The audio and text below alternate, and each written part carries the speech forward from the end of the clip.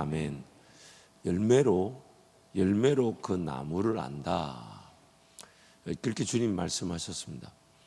모세 때에 1세대 백성들이 가나안 광야를 지나 약속의 땅에 들어갈 기회를 얻었을 때 정탐이 있었고, 이제 2세대 때 요단강을 이제 건너 여리고성을 차지할 그 기회로서의 그 정탐이 있었습니다.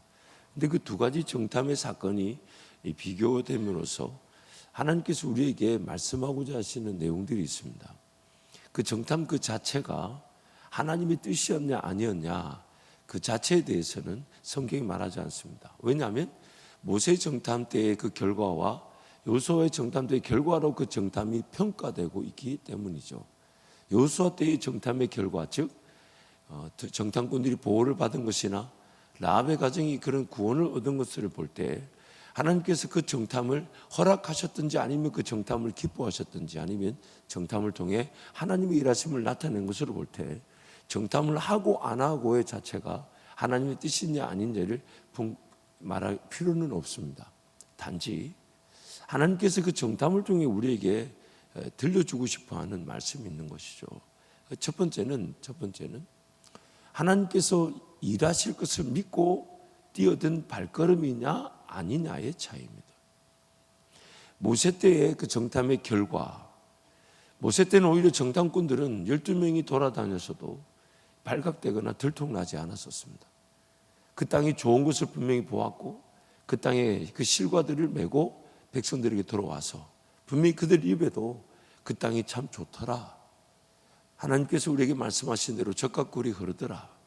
근데 그들이 그 정탐을 악평한 것은 그들의 실력과 능력으로 그 땅을 차지하지 못할 것이라는 그 평가 때문이었습니다. 그리고 그것이 하나님을 배반하고 불순종하고 거역하여 광야 40년의 그런 광야 교회였지만 광야 40년의 이 결과를 가져오게 되었죠. 40일, 즉 하루를 1년으로 계산하여 광야에서 삶을 마치게 될 것이다. 반면 여호수아 때의 정탐 때는 하나님께서 오히려 2명의 정탐꾼이 들통나게 하셨지만 그들이 라합의 손길을 통해 보호되어지게 하시고 또한 그 라합이 구원을 받게 하심으로 하나님께서 그 정탐을 오히려 사용해 주셨다는 것을 알 수가 있습니다. 그렇다면 이제 이 정탐에 대한 하나님의 뜻은 히브리서 말씀에 이렇게 얘기합니다. 그들이 그 땅을 차지할 때 하나님께서 그들에게 원하셨던 것이 있는데 그것이 뭐냐면 그들의 믿음이 하나님의 그 행보에, 하나님의 그 역사에 결합되어지기를 원하셨다는 것입니다. 하나님께서 이 땅을 우리에게 주셨다는 믿음으로 시작된 걸음인지, 그래서 그걸 좀 두들겨 보고자 했고 그것을 좀 더 하나님의 뜻을 알고자 했다면 하나님 그 모든 것은 하나님께서 함께 하신다는 믿음을 더하여 주시는 기회가 되었지만 그 땅이 하나님이 주신 땅인 줄 믿지 못해서 과연 하나님 주신 땅이 맞을까? 우리 힘과 능력으로 차지할 수 있을까? 이렇게 도전하면 되는 걸까? 이렇게 가보면 되나? 라는 그 의심이라면 반드시 무너지고 만다는 것입니다. 그래서 하나님 오늘 그 약속의 땅을 차지하실 때는, 즉 이집트에서 건져내실 때의 그 구원의 역사 때는 아무것도 요구하지 않으셨어요. 그들에게 10가지 재앙을, 또한 그 빠른 해변길이 있었지만은 그 전쟁을 만나면 다 도망갈까 봐 그들에게 묻지도 않고 홍해의 길로 인도하시고, 그리고 홍해를 갈라내실 때는 아무것도 그들에게 요구하지 않아요. 요구하실 수 있는 상태가 아니었죠. 그러나 하나님께서 약속의 땅을 차지하실 때는 이미 그 전에 유월절 어린 양의 혹은 홍해의 기적이나 또한 그 광야를 지날 때에 반석의 물을 마시게 하시고 만나를 그 일용할 양식을 주시면서 하나님께서 약속의 땅을 차지하실 때는 이제 너희도 너희 모든 것을 나에게 걸겠느냐,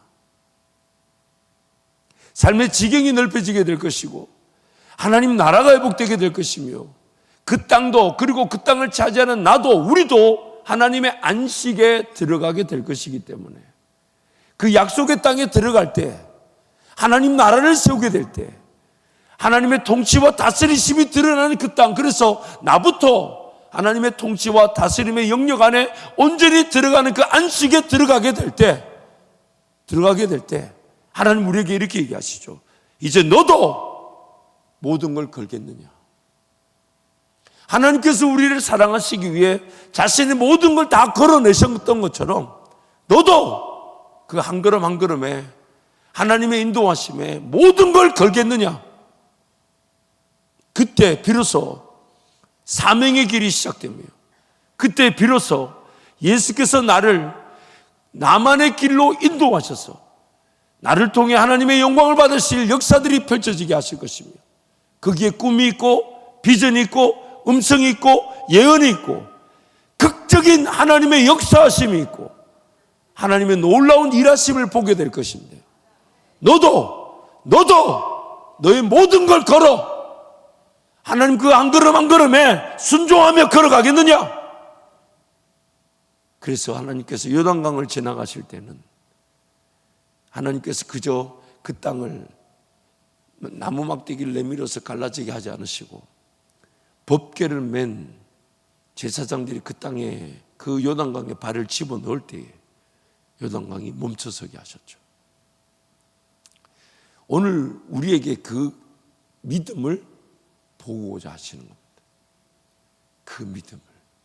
물론 그 믿음도 하나님께서 우리를 구원하셔서 우리를 빚어내심으로, 그래서 말씀을 듣고 또 듣고 또 듣고 또 듣고 또 듣고 또 들을 때에 우리의 그 믿음이 생겨나게 되는 것이고, 그 믿음으로 우리도 반응하게 될 때 아무것도 보이지 않고 들리지 않고 깨달아지지 않지만 하나님이 내가 너에게 주었다, 내가 너와 함께한다, 내가 어디로 가든지 너를 떠나지 않을 것이며 너를 지켜줄 것이다, 그 믿음 가지고 말씀하셨으니까 그 믿음 가지고 발걸음을 나도 내딛고자 할 때 그 발걸음은 모든 하나님의 일하심을 보게 되는 기적의 발걸음이 된다는 것입니다. 그것을 지금 우리에게 말씀하셔요. 그래서 히브리서 4장에 그들이 안식에 들어가지 못했어. 여전히 우리에게도 안식의 기회가 있는데 안식에 들어가지 못한 그 불순종했던 이스라엘 백성들의 문제가 뭐냐? 그들이 하나님이 그들을 사랑하신 것처럼 그들도 하나님을 사랑할 기회로 하나님께 모든 걸 걸어 그 믿음을 결부시킬 기회였는데, 하나님 나에게 주신 그 믿음으로 나도 그 하나님 나라를 위해 발걸음을 내디딜 수 있는, 근데 그 발걸음을 내디뎌 보면 하나님이 아니고서는 이루어질 수 없는 역사들이 준비되어 있더라는 겁니다. 그래서 이렇게 얘기하죠. 네가 밟기만 하면 하나님이 다 도우신다는 거예요. 그래서 밟는 모든 땅을 내가 너에게 주겠다. 그렇게 오늘 저와 여러분에게는 그 믿음이 있다면 우리의 그런 자세는 어떻게 되어야 되냐면, 어떻게 되어야 될까요? 뭔가 일이 되려나 한번 지켜보지. 조금 기다려보지.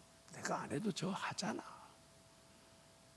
뭘 그 애달복달 하면서 기도하고 덤빌 거 뭐 있어. 인생이 별거 없어. 살아보니까 다 그래.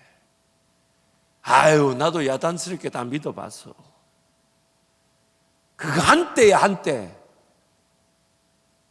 그러면서 뒤로 빠져 있는 내 모습을 볼 줄 알아야 되죠.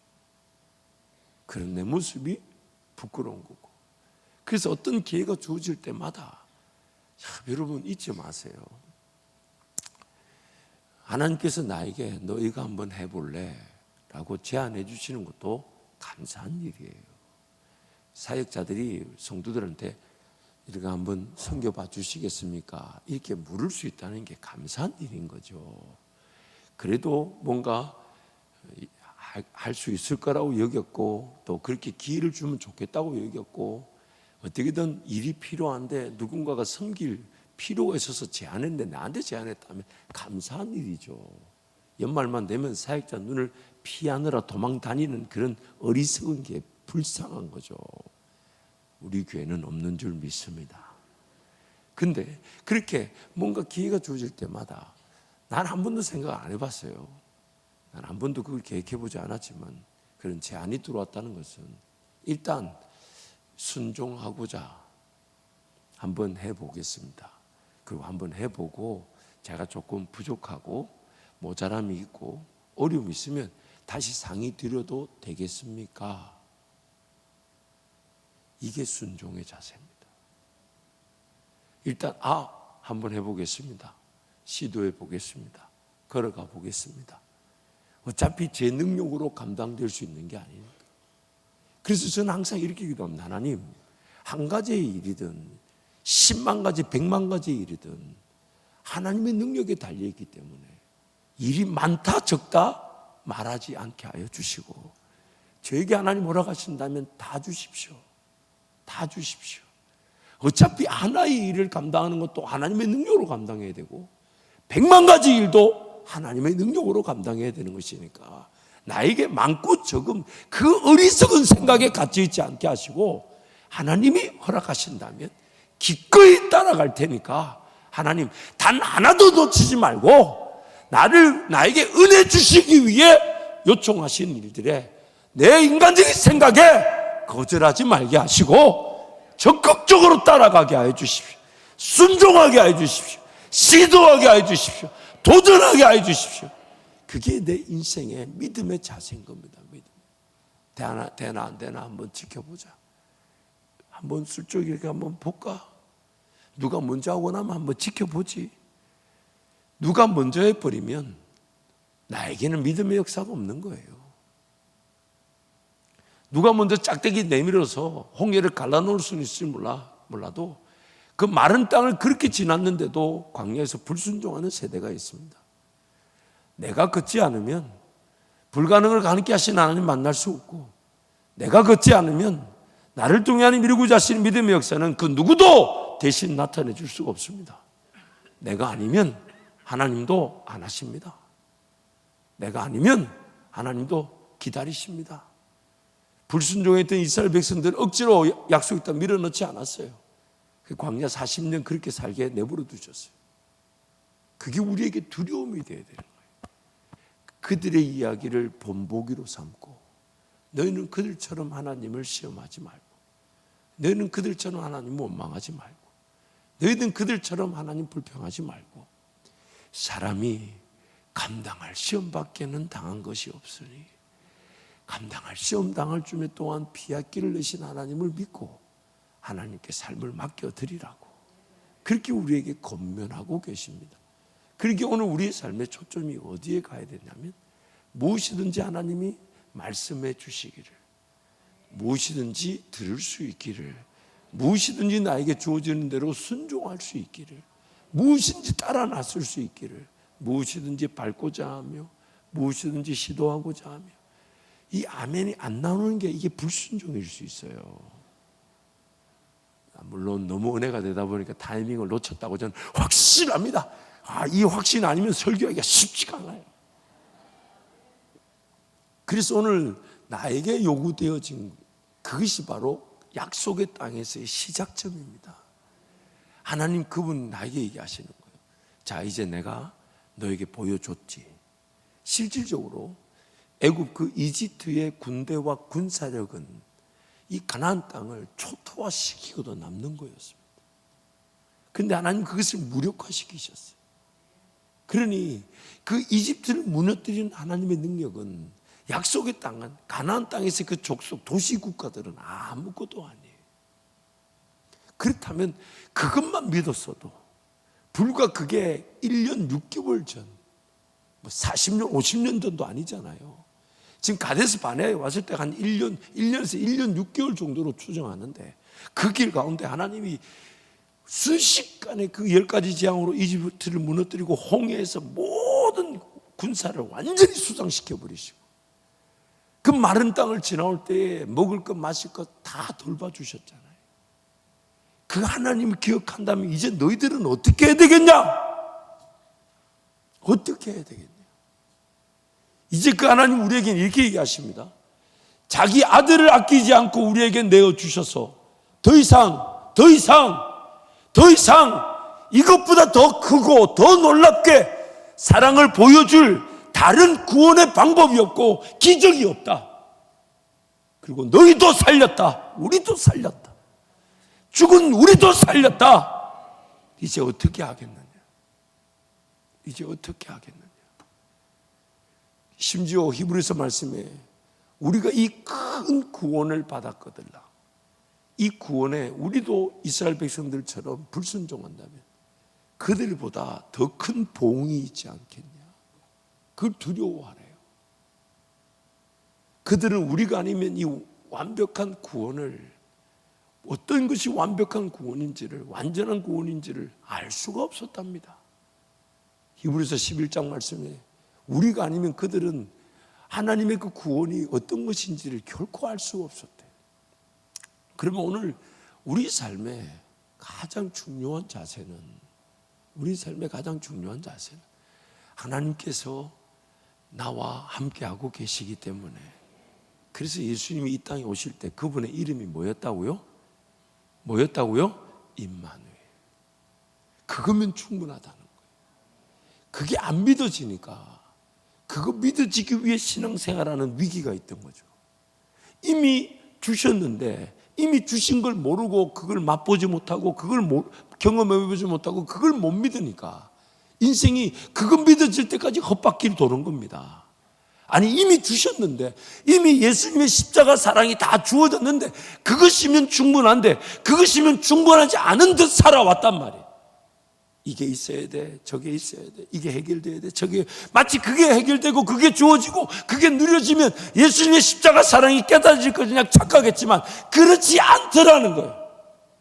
하나님의 기록된 말씀이 아니면, 나의 죄인됨을 발견하는 것이 아니면, 예수님의 십자가 사랑의 그 원대함, 그것이면 충분함을 모르는 거고, 그 십자가와 그 사랑만 알게 되면 우리 인생은 살면 주의 영광을 살고, 죽으면 그것도 주의 영광이 되게 되는, 살아도 주를 위해 살고 죽어도 주를 위해 죽는 것인데, 그게 오늘 우리 인생의 신앙의 능력이고 유일한 고백일 것인데,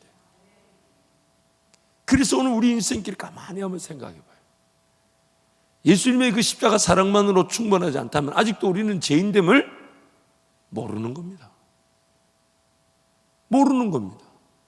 그걸 모르기에 오늘 또 우리는 여전히 이 인생길을 이렇게 걸어갑니다. 안 믿어져가지고. 뭐가 안 믿어졌어요? 예수님 날 위해 죽으셨다는 그것이면 충분하다는 하나님의 약속이 안 믿어졌어요. 그래서 인생을 좀 잘 살아내고, 문제가 해결되고, 어려움이 처리되고, 뭔가 주어지고, 그럼 예수님의 사랑이 믿어질 것처럼 착각하고 있을 수 있다는 겁니다. 그러면 우리가 이스라엘 백성들이 오늘 우리에게 하나님 요구하신 것은 하나님의 말씀에 붙들을 여라 하는 것입니다. 하나님 말씀에 그 말씀 놓칠까 봐 강하고 담대하라는 거예요. 그 말씀 놓칠까 봐 두려워할 줄 알고, 그 말씀 놓칠까 봐 늘 깨어 있어 기도하며, 읽고자 하고, 외우고자 하고, 묵상하고자 하고, 따르고자 하고, 듣고자 하고, 기다리고자 하고, 인내하고자 하는 그 일에 강하고 담대하라. 오직 강하고 담대하여 그 말씀을 내 입에서 떠나게 하지 말며 주야로 그것을 묵상하여 그 말씀을 지켜 행하라. 그리하면 내가 어디로 가든지 형통할 것이며, 내가 너를 떠나지 않을 것이며, 내가 너를 버리지 않을 것이며, 네가 받는 모든 땅들이 다 너의 땅이 되게 될 것이다. 이게 오늘 하나님 우리에게 똑같이 주시는 말씀. 그릇이 비워지는 것과 그 안에 담겨지는 것은 차원이 다릅니다. 그릇 입장에서는 내가 예를 들면 이런 거죠.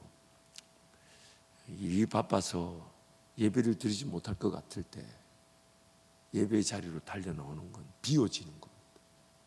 근데 예배 자리에 왔더니 하나님 날 만나주시고, 날 치료해 주시고, 내 인생의 문제에 관여해 주시고, 꿈을 담아주시는 것은 상상도 못하는 차원이 다른 은혜입니다. 그러다 보니까 정말 이렇게 예배만 드리면 될까? 기도만 하면 될까? 이 의심이 있는 거죠. 당장의 문제 해결과 내 예배가 전혀 연관성이 없어요. 당장의 인생의 문제 해결되는 것과 내 기도가 전혀 연관성이 없어요. 뭐라도 이래야 될 것 같고, 뭐라도 붙들어야 될 것 같고, 뭐라도 내가 행하지 않으면 안 될 것 같은 두려움이 우리를 사로잡죠. 그때 하나님 다 이렇게 지켜보고 계세요. 끝까지 기다리세요. 언제까지? 내가 일을 하지 않으면 죽을 것 같은 그 생각 딱 내려놓고 죽으면 죽겠다라는 그 고백으로 하나님 앞에 달려 나올 때까지 다 이렇게 지켜보고 계세요. 물론 그 문제 어려움 해결되지 않아도 하나님이 내 삶을 지켜주셨죠.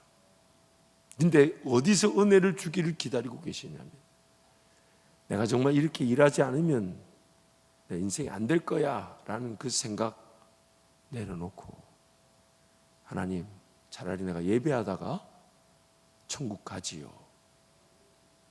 내가 지금 기도하기 위해 내 삶의 그 모든 요구들을 딱 거절하고 덜 벌고 덜 먹고 차라리 내가 제대로 못 살더라도 내 하나님 앞에 내 삶 산제사처럼 가져다 놓고 하나님을 기다릴 테니까, 하나님 내가 죽으면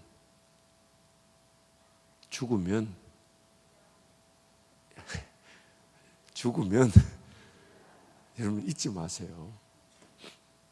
죽음이 문제가 됐던 적이 없어요. 안 죽어서 문제가 됐던 거지. 우리 인생이 죽음이 문제가 됐던 적은 없어요. 죽은 줄 몰랐던 게 문제지. 우린 이미 죽었는데 죄와 허물로 죽었잖아요. 죽은 나를 예수님이 자기 피로 값주고 시체를 나를 샀단 말이에요. 아니 사면 됩니까? 안 됩니까? 예수님 자기 생명과 피로 값주고 이 시체가 죽은 시체를 샀다니까요. 그리고 그걸 질질질 끌고 와가지고 하나님 예수님이 십자가에다가 못 박아버리셨대요.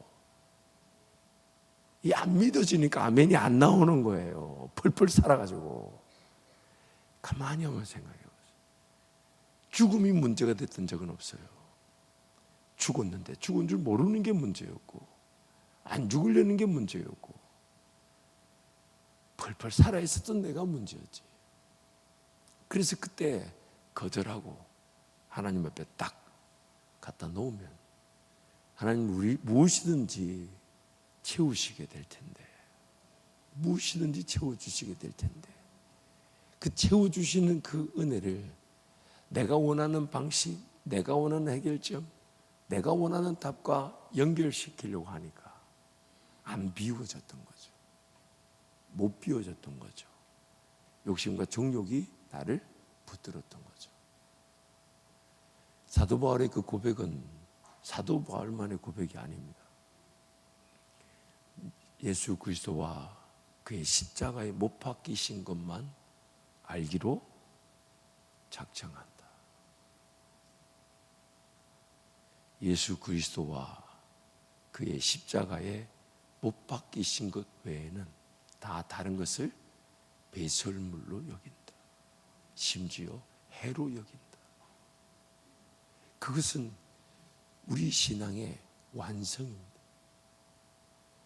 그것이면 충분합니다.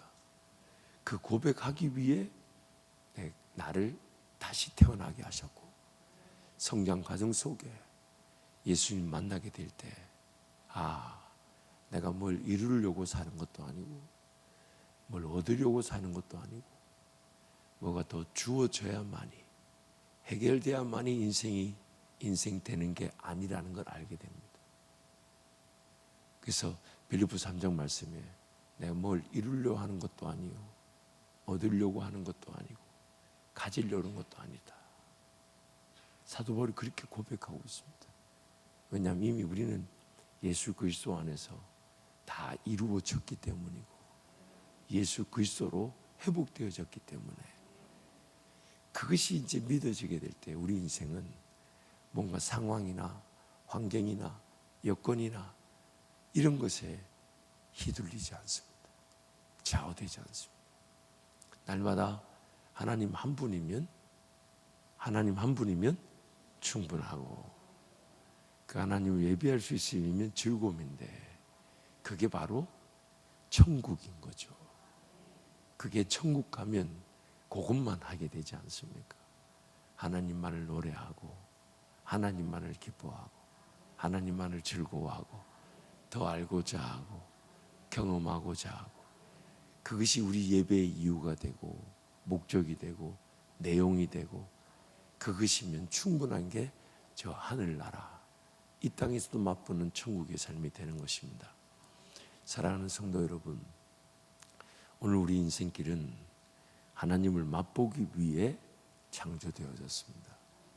하나님을 경험하기 위해 지어졌어요. 그것이 항상 하나님의 놀라운 은혜의 길인데, 그 하나님 그분을 믿고 따르는 길에서의 은혜인가, 아니면 하나님의 백성임에도 믿지 못하고 따르지 못해서 허덕거리는 세상살이 가운데 하나님의 자녀에게 지켜주시는 그 은혜인가, 그 둘 중에 하나죠. 둘 다 은혜입니다. 하나님 날 포기하지 못하시니. 그러나 예수님 한 분이면 충분합니다라는 고백으로 어디든지 어린 양 되신 예수님이 인도하시는 길을 걷고자 하는 것인지, 아니면 아직 그 예수님이 안 믿어져서 다른 은혜, 다른 해결, 다른 능력 없지 않습니다. 있습니다. 근데 그것이 예수님과 동행하는 길에 주어져서 더 예수님을 바라보게 되는 것인지, 예수님 한 분이면 충분한 줄 몰라 그런 어려운 문제를 겪어내면서 기어이 예수님 한 분만 바라보게 되든지, 우리 신앙이 둘 중에 하나지 않습니까? 아니, 그러지 않았나요? 둘 중에 하나였잖아요. 좀 불리한 것에는 노면하는 그런 이상한 문화는 떠나갈지어다. 그래서 여러분, 오늘 또 우리 예수 바라볼 기회로 알고, 예수 바라볼 기회로 알고, 예수님 한 분이면 충분한 인생인 줄 알고, 하나님이 나를 위해 자신의 모든 걸 걸어 사랑하시고 함께 하시듯, 나도 나의 모든 걸 걸어 하나님 사랑하고 하나님 의지하고 하나님 따라가는 우리 매일매일의 복된 인생이 되기를 축복합니다.